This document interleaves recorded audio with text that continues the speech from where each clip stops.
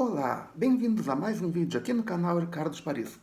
Eu sou Ricardo e hoje temos mais um capítulo do livro História do Mundo para as Crianças de Monteiro Lobato.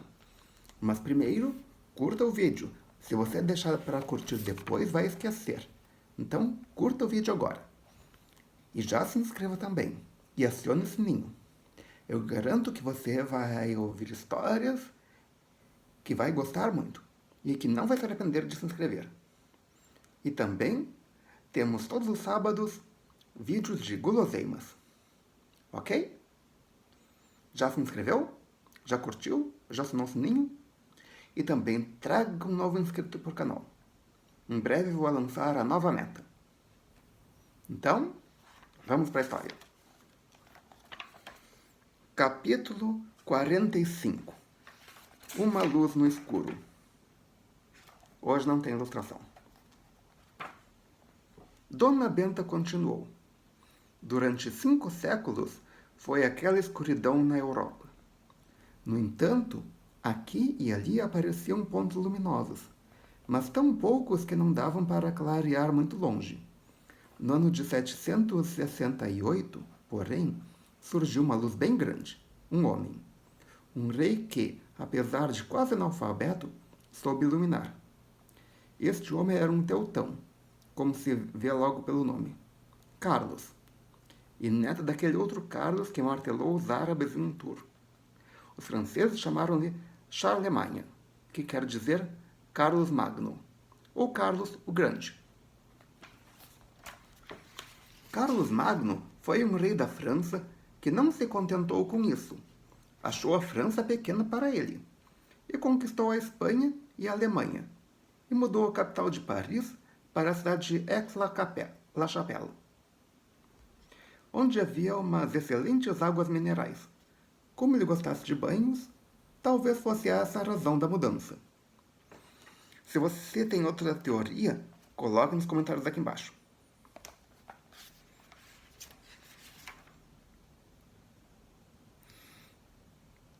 Por esse tempo, o Papa, que governava a Itália, vendo-se atrapalhado com a rebeldia de certas tribos do norte, pediu socorro a Carlos Magno. Carlos Magno atendeu e logo botou os rebeldes dentro da ordem. O Papa, muito agradecido, quis dar-lhe um presente. Mas qual? Que presente pode ser dado a um rei como Carlos Magno? O Papa ficou pensando. Era costume dos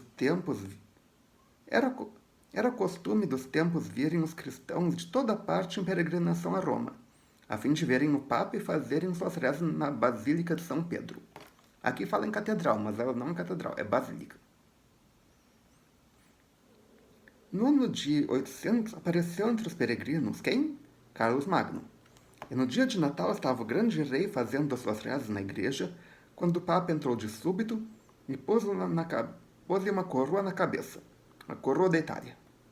E como naquele tempo quem fazia e desfazia os reis era o Papa, Carlos Magno ficou sendo imperador da Itália. Foi o presente com que o Papa lhe recompensou o auxílio prestado. Pobres povos, clamou Narizinho. Dava-se um polvo de presente como nós damos um gatinho novo. Se bem que atualmente não é uma coisa assim que dê de presente um gatinho.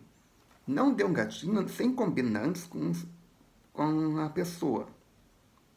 Imagina se você ganha um gato e não tem condições de cuidar dele. Como é que fica o gato? Fica a pergunta. A consequência disso, continuou Dona Benta, foi que Carlos Magno passou a governar um império tão grande como o Império Romano do tempo em que os bárbaros, aqueles tais vândalos, destruíram. Quer dizer que um novo Império Romano surgia, tendo desta vez à sua frente o imperador teutônico. Carlos Magno não havia recebido educação como em geral todos os teutões, mas como dava grande valor ao saber, resolveu ilustrar-se. Para isso procurou um bom mestre. Não achando em seus domínios, fez vir da Inglaterra um monge de nome Aquino, que tinha fama de grande sábio. Aquino ensinou-lhe latim, poesia grega, ciências, ensinou-lhe também a sabedoria dos filósofos antigos. E tudo Carlos Magno aprendeu muito depressa. Só não pôde aprender a ler e escrever. Aí fica a pergunta, como é que ele aprendia sem ler? Provavelmente alguém lia para ele. Não houve meio, por mais que se esforçasse. Ler ainda chegou a ler um bocadinho, mas escrever só o seu próprio nome. E diziam que dormia com cadernos e lápis debaixo do travesseiro, para exercitar-se nas horas de insônia. Tanto estudou o coitado que ficou o homem mais instruído da Europa.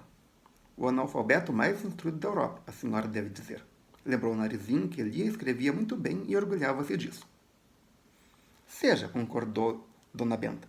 Mas o fato é que Carlos Magno virou um grande foco de luz na escuridão de breu daqueles tempos. Embora fosse o homem mais poderoso da época, tinha hábitos modestos, vivendo com simplicidade.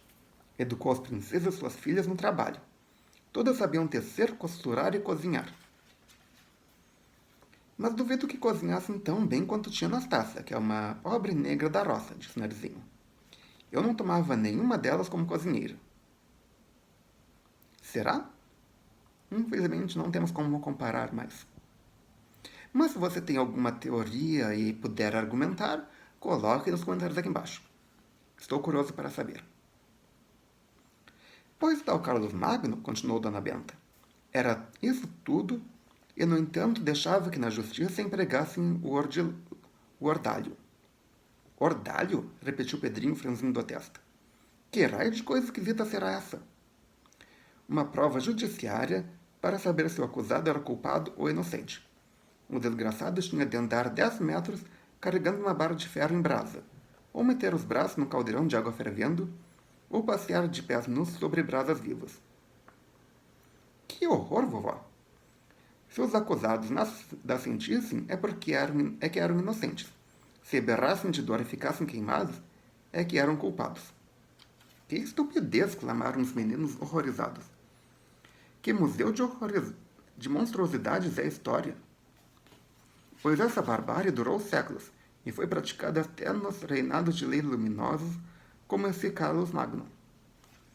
Estou vendo que foi grande sorte nossa termos nascido nos tempos de hoje, vovó. E está vendo certo, meu filho. As garantias de que a vida humana está hoje cercada nos países democráticos são enormes. E ainda há abuso, sim. Mas por força da lei, não se comete mais nenhuma monstruosidade como essa e tantas outras que a história menciona. Será? Eu tenho minhas dúvidas. Eu acho que a diferença é que na época faziam abertamente. Hoje fazem às escondidas. Ou você duvida? Se tem sabe algo sobre a respeito, coloque nos comentários aqui embaixo. Existiu no tempo de Carlos Magno, lá no mundo dos árabes, um califa que, pela sabedoria e altas qualidades, ficou tão célebre quanto o imperador teutônico. Foi o Cafila Harun, que passou a história com o cognome de Al-Rashid. Quando vocês lerem o nome Harun al-Rashid, fiquem sabendo que Harun significa o justo. Embora fosse o chefe de um império sempre em luta com os cristãos, Harun al-Rashid queria muito Carlos Magno, chegando a mandar-lhes ricos presentes, entre os quais um maravilhoso relógio que fazia o imperador abrir a boca sempre que dava as horas. Foi talvez o primeiro relógio entrado na Europa. Harun tinha o hábito de vestir-se como gente do povo e insinuar-se na multidão para ouvir opiniões francas a respeito de si próprio e do governo. Descobriu assim muitas injustiças perpetradas pelos seus ministros e as corrigiu todas. Tinha preocupação de ser justo e fazer tudo quanto fosse bom para o povo. E o que aconteceu quando o Segundo Império Romano ressuscitado por Carlos Magno? Levou a breca logo que o grande imperador morreu. Não foi encontrado outro homem que tivesse as mesmas qualidades e pudesse continuar sua obra. Vaso quebrado e remendado com cola tudo é assim mesmo, vovó, observou o narizinho. Não aguenta. E assim termina mais um capítulo. Se você gostou, clique em curtir. Adicione esse vídeo aos seus favoritos e compartilhe com seus amigos e tragam pelo menos mais um inscrito para o canal. Ok? Obrigado pela presença, obrigado pela audiência. E se tiverem uma sugestão para um novo quadro aqui no canal, coloque aqui embaixo. Vamos ver o que vai sair de sugestão. Ok? Obrigado pela audiência Até amanhã, 19 horas, com mais um vídeo e melhor possível.